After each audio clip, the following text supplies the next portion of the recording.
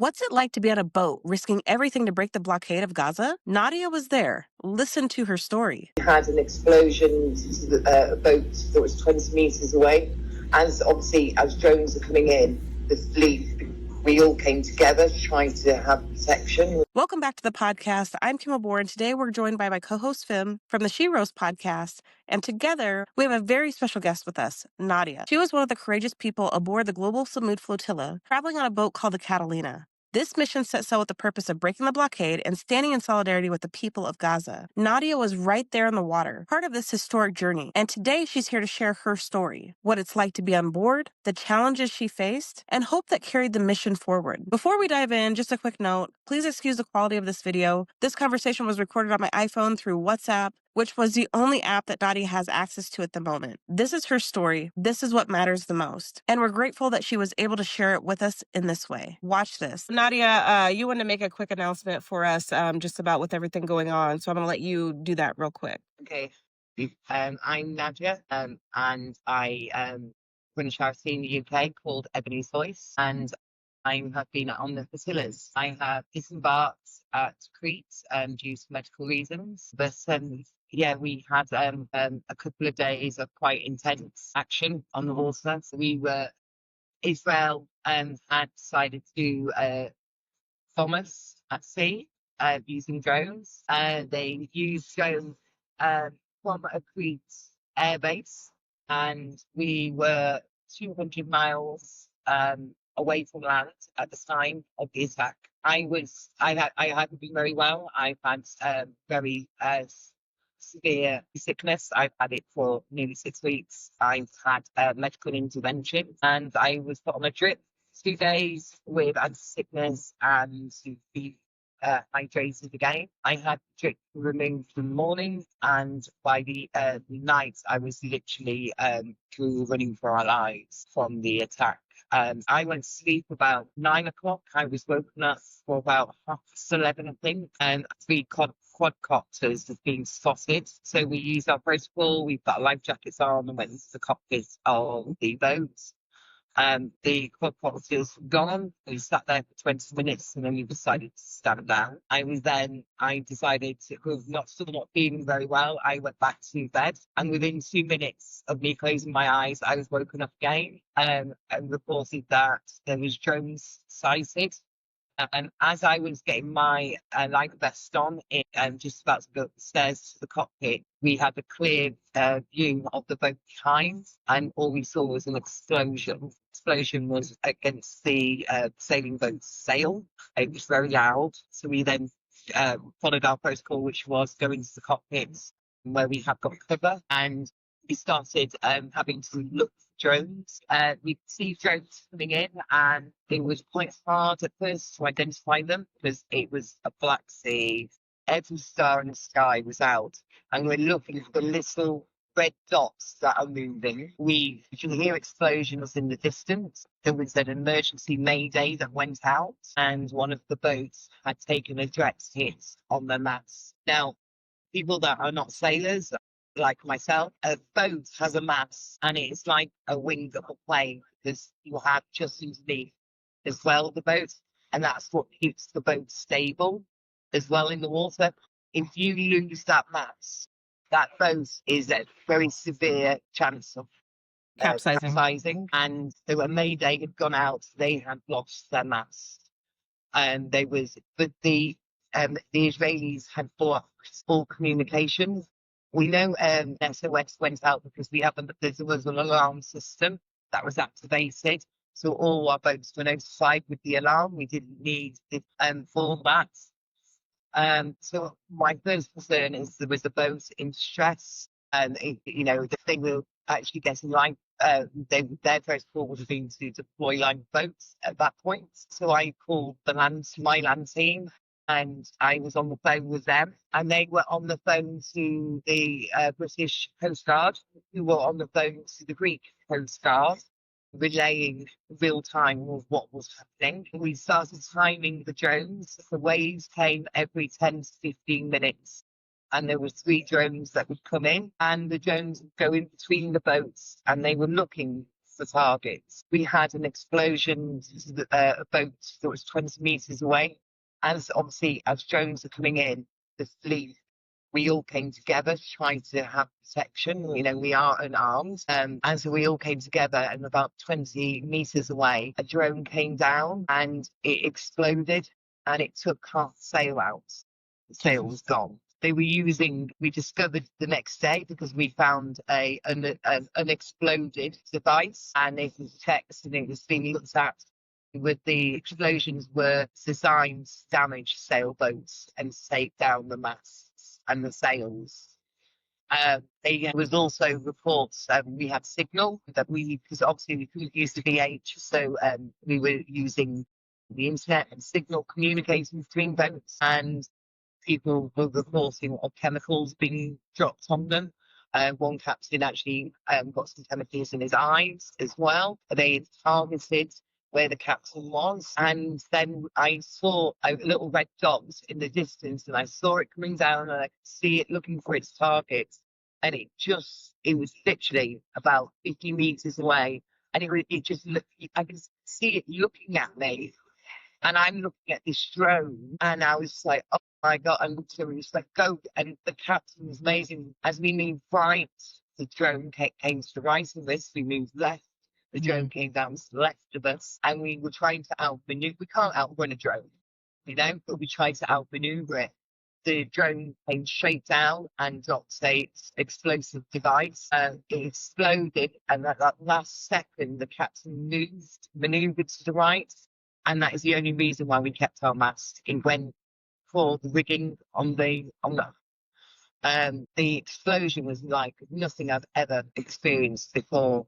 We all hit the ground and covered our heads. The explosion, it was fried red, and you could feel the shockwave go through your body and the ringing in my ears. I couldn't hear anything for a couple of minutes afterwards because it was so loud. Yeah, so that was quite a scary experience.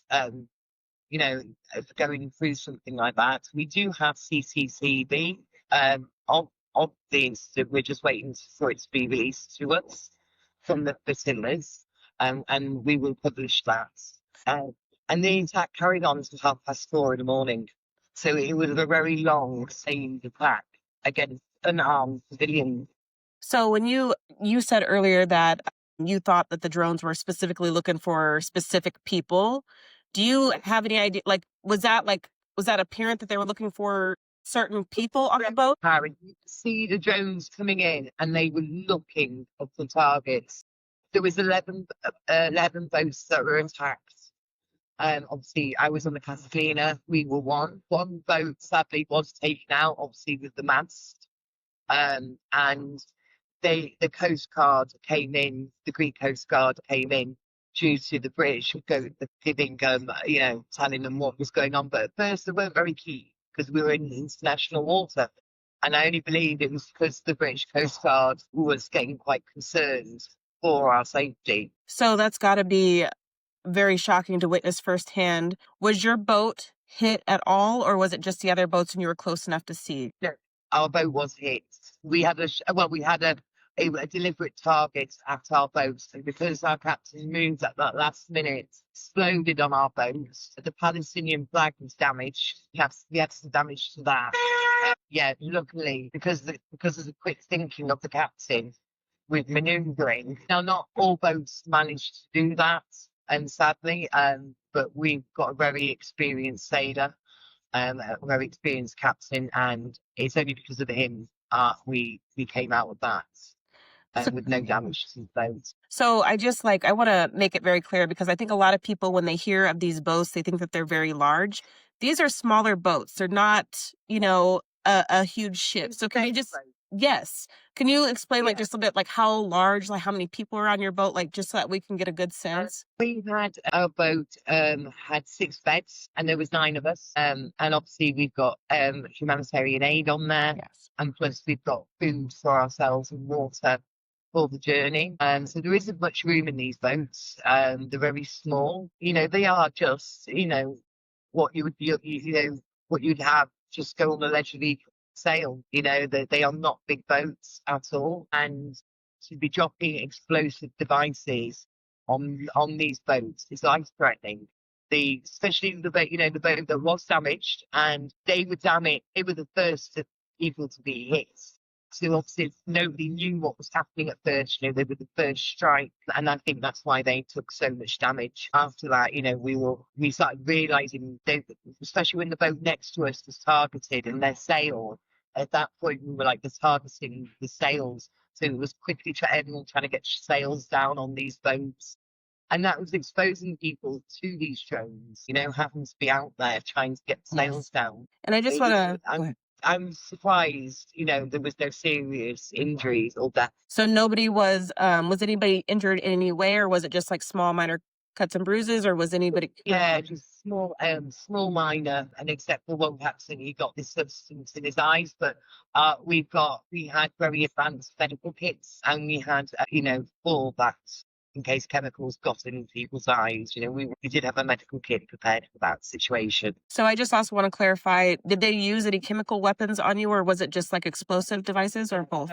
No, but other boats they did, and they were dropping things into the water. We don't know what they were. Was that just, drones coming and dropping something by us, just frightening us? I know that Israel has been trying to put out that we are terrorists, but the only people that are causing terror is Israel, that matters. Oh, it's definitely.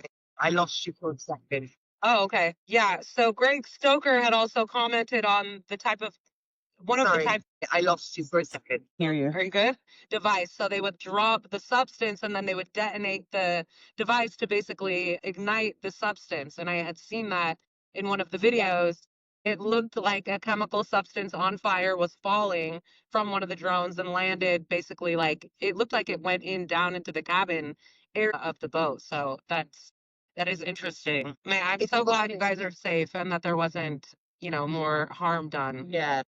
I mean, it was insanity, why would you drop? Sorry, the internet keeps cutting. It was just insanity. Why would you drop explosive devices on unarmed civilians?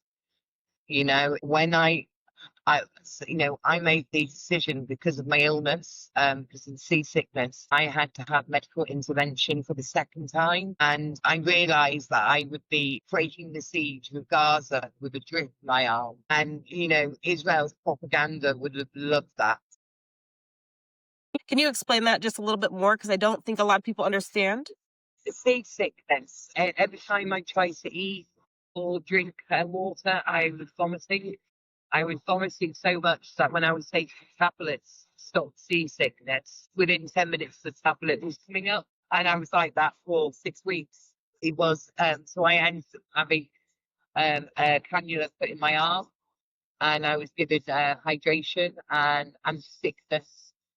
And I had the 2 lots of sickness. So after the drone attack and I became ill again, and they would have to put a drip back in my arm, I made a decision to swap the mission because I was vulnerable with having a cannula in my arm. I would put the group in danger. I would have been in more danger, and the Israeli propaganda would have loved for them to say somebody with a cannula in their arm.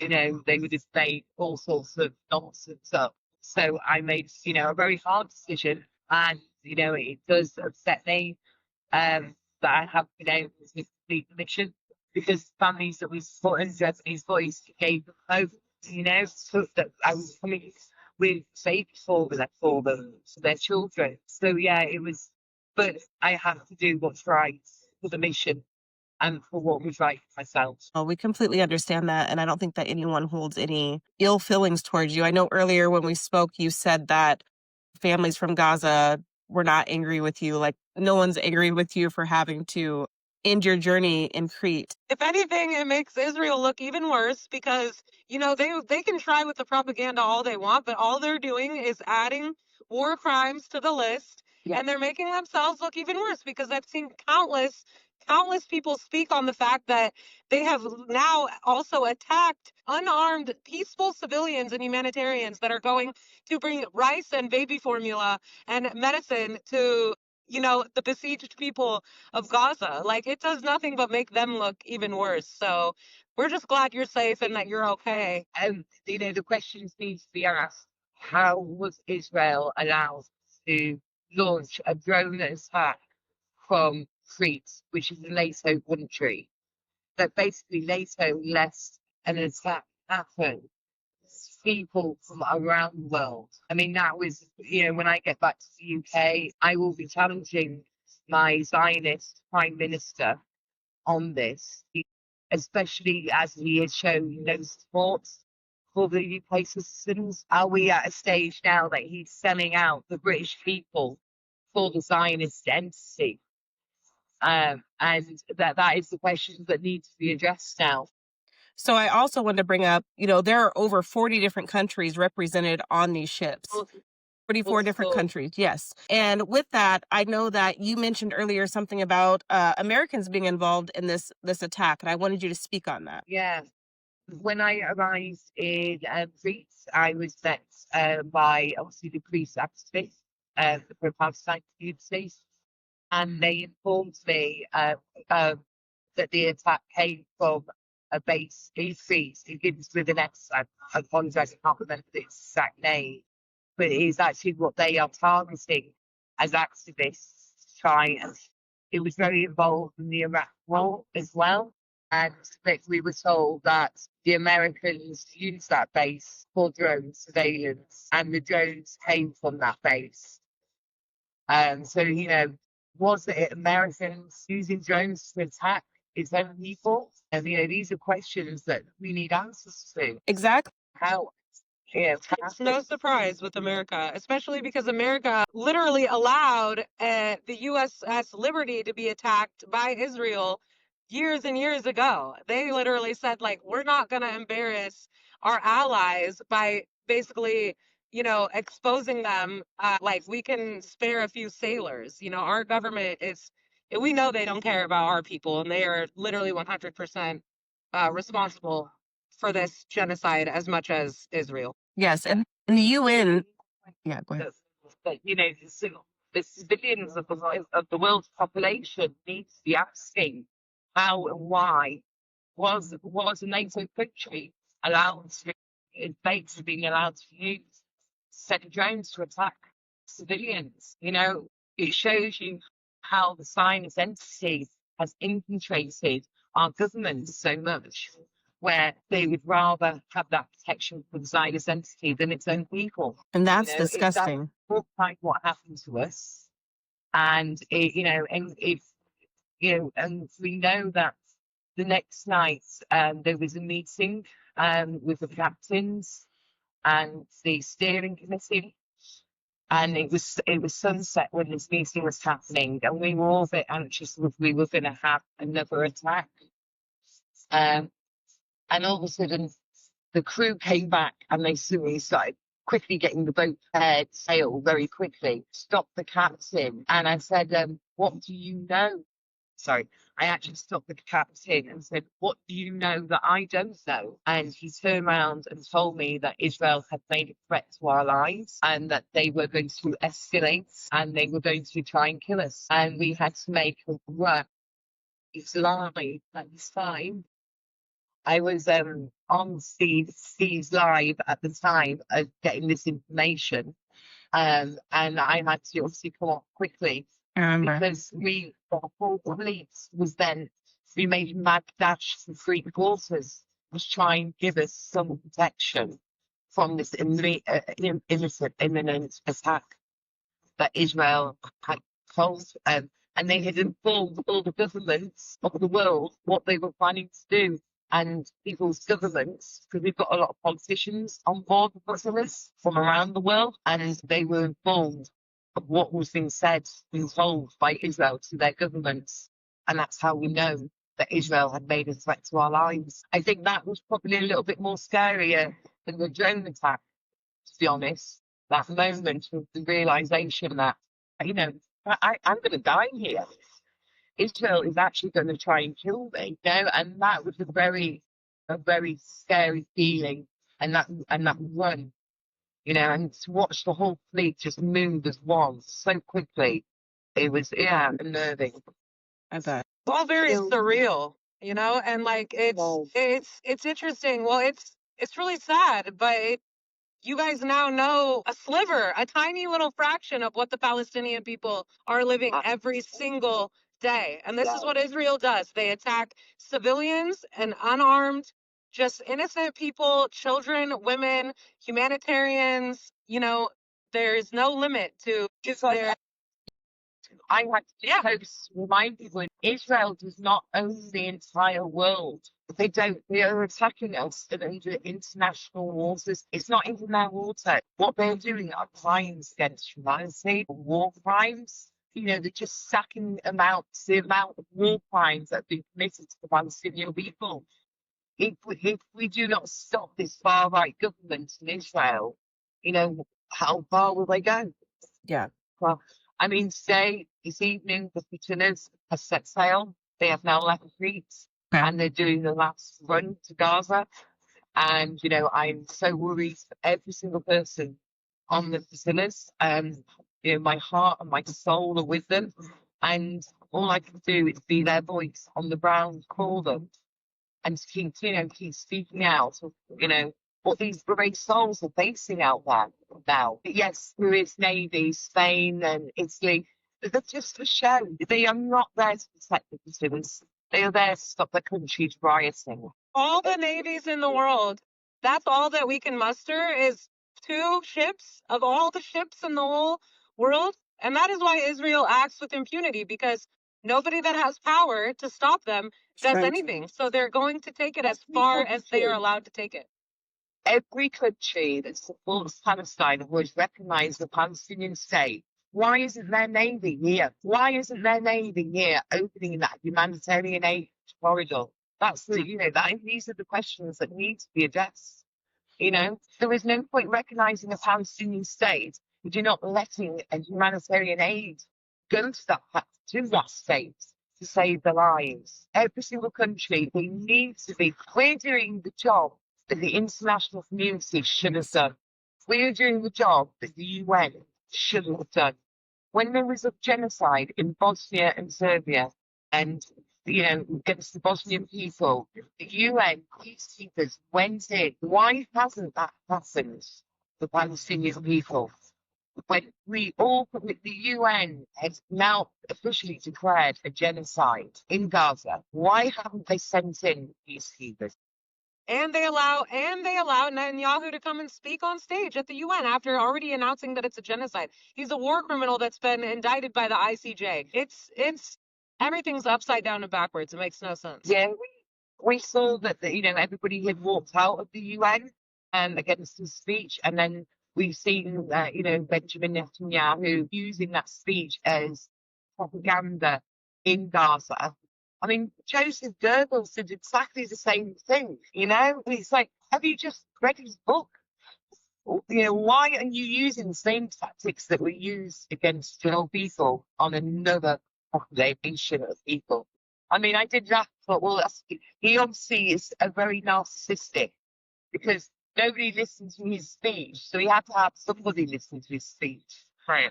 You know, so he's now going around Gaza with his little speech blaring. So I have a question for you, Nadia. At this point, what do you feel? So I've heard that they're around 600 nautical miles or so away from Gaza. The less. Yeah, they were, well, from Crete to Gaza is about 500. Okay, so what do you feel is the likelihood? What do you feel is the likelihood that anyone's gonna actually make it? This is my own personal thought. I believe interception is going to happen. I think maybe 1 or 2 boats make it through. You know, this is not just, we're trying to open a humanitarian corridor. We're trying to get the international community to do their job. It should not be left to civilians to do this. Madeleines? Gay friends that are going, who are on the 1,000 Madeleines, step away, fine. Away. It means there's 1,000 boats setting sail any day. They were meant to set sail on the 24th. It has been delayed by a couple of days, but they are setting sail. And then after that, in 5 weeks' time, there's another wave of ships, and we're hoping that's going to be more than 1,000. And what we're requesting is humanity. We need to go west.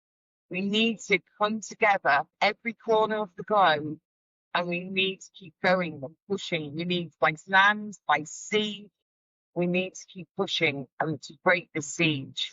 I have a question for you. Next time, I will go by land. I understand that. I have a quick question for you. You said it's about 500 nautical miles or a little bit less. How long will that take the boats to reach their 3 to 4 destination? days. 3 to 4 days. So 3 or 4 days from now, they should be reaching the shores of Gaza. And then maybe the 1,000 mad leads after that. I'm sorry. This is the most critical time for them. They are now in the red zone, which obviously is the danger zone, where interception and bombing and everything else that, they're threatening to do to unarmed civilians. So we need, not all our, all eyes needs to be on Gaza, but we need to keep our eyes on the Sumud as well. I saw a post where, is it Kim Jong-un of North Korea said that he would, he said he would end UKE Israel if they killed Greta Thunberg. So, I mean, a lot of threats, I do feel like there's a mounting international pressure on Israel and from all angles and directions. The tide is turning. The tide is turning on Israel. The tide is turning. It's long overdue, and we need to even more put this pressure on. We need to be boycotting. Just the boycotts at Starbucks closing all over the world. Welcome to every single person, who is boycotting. We need to target these companies, or we need to boycott and show Israel that genocide is not acceptable. Yeah. We stand together on this. You know what I think is actually not funny, but it is kind of funny, is that Israel is scared of a little girl named Greta Thunberg. She's a tiny little thing, and Israel is scared to death of this girl, right? She's autistic. She's tiny, a tiny little thing. I look at her and I just think of my own children, And he's scared of the little girl with the frog hat. Yes. Because she represents the hope for humanity. She's such a beautiful soul. And, her parents should be so, so proud of the women that they have raised, And she just stands for humanity. She stands for humanity in every way. And it has been an absolute pleasure to know Greta through this, I've spoken to Greta a few times, and she's lovely. And when you hear that she's this Hamas terrorist, it's laughable. It's laughable. Yeah. It's become like a joke in a way. Like Israel, they're becoming a laughing stock of the world, a pariah state, and they're doing it to themselves. And the propaganda of everyone is Hamas. Well, I mean, I guess the entire world is Hamas then. It's everyone, but it's not you. I wanted you to speak on that, Nadia, about the Hamas part. Sorry. Yeah, well, I remember, Bibi telling the world, telling Palestinians to vote for Hamas. Hamas was their future. He gave them so much money. This is my personal view. I am not a fan of Hamas. I never have been, because I was never a fan of them. Benjamin Netanyahu wanted them, and that was I support resistance, and any country that is occupied has the right to resistance. I never supported Hamas because Benjamin Netanyahu told everyone and paid for them, and you have to remember where they come from. Where did they originally come from? And Benjamin Netanyahu put them in power. He put them in power. Gaza. Not forget that they have funded the terror gang of ISIS inside of the Gaza Strip. They have literally worked with and funded ISIS. So for anyone that wants to say anything, they've compared Hamas to ISIS. No, Israel has literally funded ISIS. So let's not, and Al Qaeda. I heard about the propaganda that everybody on the flotillas was Hamas, and I'm like, I didn't even support them in the first place for that. It's laughable. It's non-violence. Before I was doing this, I've always been an activist for a free Palestine. But I ran a charity helping disabled kids in the UK, and now I'm trying to keep babies alive from starving to death. And if that is seen as terrorists, I'll wear that badge with honor. I agree with that 100%. So, did you have any other questions that you wanted to ask them? I have a I don't question. know. Oh, go ahead if you have a question. I was just going to ask you, Nadia, when you make it back home, if we could like do this more officially, and like I'd like to do like a full hour or a little bit longer with you, if that's okay with you after you make it back home. Absolutely. I just want to touch on Monday.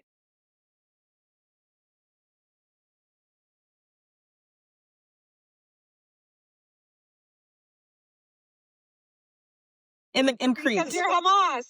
Right on the dinghy. So I want to go back just a little bit because we briefly touched on it, but I don't think that we made it very abundantly clear as to why you had to get off the boat. I just want to like talk about what happened with you, how sick you were, like all those types of things. You were on the boat for 6 weeks, which is a long time. Yeah, I was okay in port.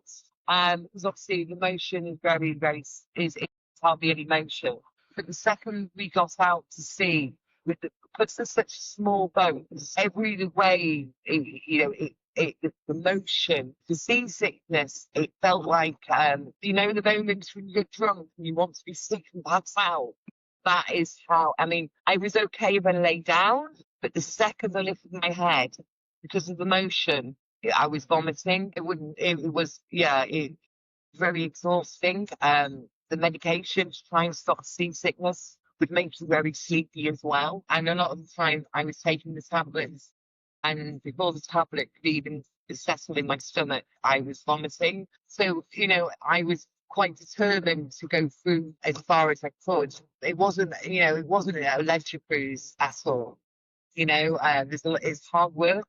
It's not for the faint-hearted on these boats. Um, we have to work as a team.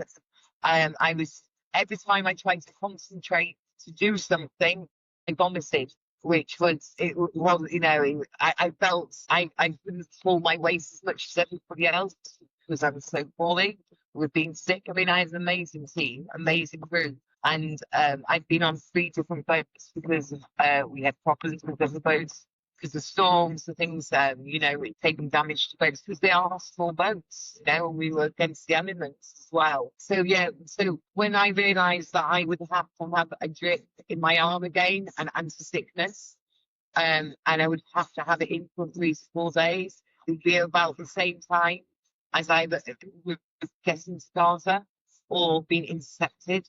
And I realised that I would have this cannula drip in my arm. And I just thought the Israelis were going to say I'm a heroin addict or something, It would just be more propaganda for them. Yeah. And, crew would have been a little bit more protected because I would have been vulnerable, because I've been ill and having a cannula in my arm. The way that the Israelis are and, the IOF, it was just a higher risk I was putting myself in. And so that's when I spoke to my daughter as well. And when I signed up for I was told I was going to spend 96 hours in a prison in Israel, which I am more than happy to do. But with having threats against my life, that opened there's another layer there as well. I am a single mum. My daughter, who's 19, is looking after my children. And, it wouldn't be fair that I left my 19-year-old child raised in children because Israel had killed me. So there was quite a few layers having to go through and making that decision. But I didn't make it on my own. I spoke to my crew, I spoke to my home, and I spoke to my team, my land team. And, with having all the information, sadly, I had to, do what was right for the mission. Me being there, I was a liability. And what's more important is getting that aid to Gaza. Yes. Is getting it to the people of Gaza. Do you know if anyone else did anyone else experience seasickness? Maybe not to the degree that you did, but yeah, I was curious about Everybody at some stage had seasickness, especially in very rocky, bad weather. Even crew had seasickness, some people don't suffer with it at all, never have done, which is, I'm so jealous. I don't hear it, but I saw crew members vomiting. you know. Like you said before, this wasn't a leisure trip. I saw one of the videos yesterday of one of the small boats. There was 8 people on that boat, and it was absolutely tiny. They were all like literally just sitting right next to each other. And I'm thinking, like, where the hell is the room to do anything on that boat? Like, that would not be comfortable. I mean, obviously, this is we're in the Mediterranean. It's hot. The cab inside the cabins, it was like ovens. It was very, very warm. And with seasickness, being in that heat, and when you go in the cabins, there's a lot more motion. So the seasickness was worse. So you had to try and be on deck as much as you can. And dehydration, right? It's so small. Can't lie there. We see, the boat we had, there was 6 beds and there was 9 of us. So all of us didn't have a bed. So we had, and so you were doing night shifts as well. Because we had to constantly keep our eyes on the sky, the drones and things. So we were doing 3-hour shifts, and then people would swap around in beds and things. We had 9 people. There's, we had lentils, we had chickpeas, and we had pasta. I'm British. I don't know how to cook lentils, and I don't know how to cook chickpeas. You guys are definitely getting pretty close to the Palestinian experience. Yeah, I got a glimpse into a lot of the families we support. I got onto land, and once I stopped, as soon as I got onto land, his sickness came away. Good. And I needed some meat. I had to go and find some food. But everything was, it's tough, right? There's no to wash. We would have to use buckets of salt water. We'd have to wash our clothes with salt water by hand in buckets. This wasn't a leisure cruise. It was very hard work, Part of the propaganda that I've seen has been people saying, like, oh, this is just it's a PR stunt. It's a leisure cruise. Like, no. And so now for anyone that's watching this video, we have firsthand experience from Sister Nadia to tell you that this was not a comfortable voyage in any way, shape, or form. And that just further solidifies the fact that everybody that has gone on this mission is truly, truly in it for the right reasons, and just the best people in the world, in my opinion. And I really hope this multiplies. Yeah, every single one of them. It was an honor to be with them, and I've made friendships that are going to last a lifetime.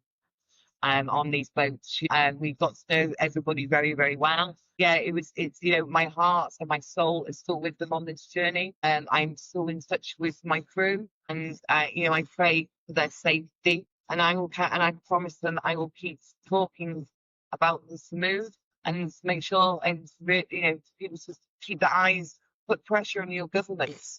That's what I wanted to talk to you about too, is what can we do as regular everyday people? What can we do to support the global Sumud besides posting videos?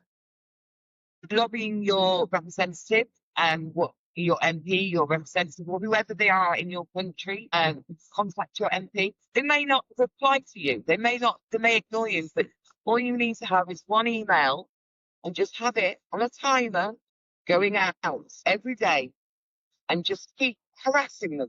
Just keep sending it out, sending it out, sending it out. You need to. I contacted my MP myself to let him know that I was on the Flotillas, and my family and my friends. And I had an email today, and he's actually done an email. He's done a letter to the Prime Minister, because the UK had announced yesterday that they weren't going to give any protection to the UK delegation on the flotillas. And so, MPs are stepping up in the UK, demanding. I've got a meeting with my MP when I get back to tell him about this experience, tell him about the drone attack, to ask the questions again. You just need to be, so these people are elected by the people, for the people. They need to be answering and need to be representing you, and if they aren't, remember that's the ballot box. Absolutely. And that is the only way that they're going to learn, any of them. So email your reps, make videos. What anything else you suggest for right now? Yes, I know that they need as much publicity. They need people. Most of the people in the facilities will ask you, keep your eyes on Gaza. Don't stop talking about, at the moment, the IOM are trying to, exterminate everybody in Gaza. And we need to be screaming and shouting from as loud as we can. We can't let this happen. Future waves that are going, how, for anyone that wants to get involved and actually go on the voyage themselves, who would they get in contact with, or how do they sign up to do that? And sign up. There is a vetting process they will have to go through, as we are non-violent. This is not about who has the largest following on social media. This is, just make sure that we were getting violent, but we were still making jokes at the same time to try and break, the And give you so much time. They don't like our conversation. but the base is here that trying to bomb us. I look at everyone going, Well, I think it'll be powerful now that you have firsthand experience that Yes. you can help speak for the people on the flotilla, and you can kind of maybe clear up some of the, misunderstandings or some of the preconceived notions that people have about what this mission represents, who's on the mission, and where it's going. So happy to know you. it's, I don't know how else I can describe it. It's hard work. It's hard work. If you don't get motion sickness, if you suffer with motion sickness, you're going to throw up. You will throw up on it, and you've got to be prepared for that. Sadly, I get so much in the stage of not being able to recover from being sick, which then just escalates more sickness, where I had to have that medical intervention to try and get me back. And I was fine. And then within 24 hours, I dropped again and started vomiting. I'm no good to anyone on those boats in that state. Kind of sickness can become deadly quickly. You vomit nonstop and you get into severe dehydration. And I know that can actually, it can be fatal. So you made the right decision, I think, to preserve your health and to, The medical boat isn't going all the way to Gaza. It's stopping about 200 miles away from Gaza. It's not going into that zone. So, 200 miles. I mean, I could have just relied on the medical support ship, but that, that would be up there on them. Because every time you're getting into a dinghy from from a ship, coming to a smaller ship, it's risk, I had a cannula put in by two amazing doctors, one from Italy and one from Argentina. But to be able to put a cannula in someone's arm whilst playing is a trick. But they were lovely guys. I've met some amazing people from all around the world who wants this mission to succeed, who doesn't want babies to be starved to death. Yes. Well, I think you have to be able to want babies to starve to death. That's just the only answer in my mind. Yeah. So what's next? What's your plan after today? Well, I'm here until Monday. I fly home Monday. It's the only flight out of this area, Crete, back to my nearest city. I get home Monday. Saturday, I'm in Cardiff. I'm at a rally about the Welsh Assembly and speak about the experience and to ask to stop putting pressure on the government and our Prime Minister, Keir Starmer, about why he was allowed a NATO country to target British citizens. This is opened up a whole can of worms for his side. I don't know how he thought we weren't going to find out about it.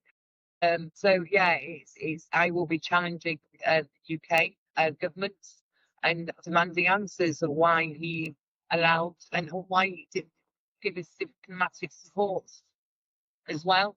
I'm also going to be speaking for the UK citizens who may or may not have been detained by the IOF at that point, and being their voice and trying to run campaigns to make sure that everybody comes back home safely. Good, good. Nadia, I just want to thank you for taking time out to, hang out with us for a little bit and talk to us. I know that this is a really heavy stuff, and I'm honored that you chose both of us to speak to today about your experience. And I really, really do want to, when you get back home. So, yeah, no, thank you for being my voice, getting it out there. People of the world need to know what's going on. They do. They do. And so when you get back home, we'll set up another time for us to meet, have something a little bit more polished. And I think that that'd be another thing. This adventure here hasn't stopped yet. Oh, Yes. more. I came off boats and I came to an occupied house, and I was like, "What's an occupied house?" I'm in a squat. So for anyone that wants to get involved directly, we will include links below in the description of the video, and we will help give, a little direction to anyone that's maybe thinking about joining the Voyage or, other ways to get involved. There is other ways to help and support. I run an NGO in the UK called Ebony's Voice. We have families in Gaza that we're trying to keep alive. And I personally have a family that I'm trying to keep alive. I'm sure Kim will be kind enough to put a link. Yes. Yes. You just send me those links and I will make sure I add them to all the videos that we post. Yeah, and if you want to get involved with the organization, with Ebony's Voice directly, you can literally contact any one of us. Nadia is one of my besties, and Kim, we're all good friends. Alhamdulillah for that. So, yeah, if you want to get involved with Palestinian families directly on the ground, we're your girls, and we'll put links below. Stay tuned because once Nadia makes it home safely, we'll be doing another conversation with her to continue this story. Until then, thank you so much for watching, and as always, free Palestine.